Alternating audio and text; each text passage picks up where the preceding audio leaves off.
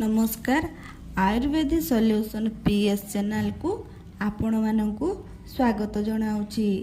आज आसंतु जानिबा बाल उपुड़ी मुंड चंदा होई गले घरोई उपचार द्वारा कौन करिबा ध्यान दे सुनंतु।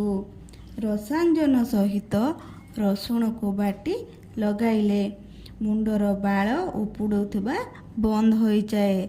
रसायन द्रव्यटी न मिलिले द्वितीय उपायटी शुणु।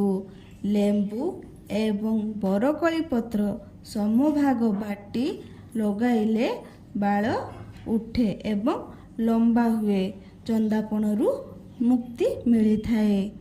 एही वीडियोटी भल लगिले लाइक शेयर एंड सब्सक्राइब करिवे। Thank you.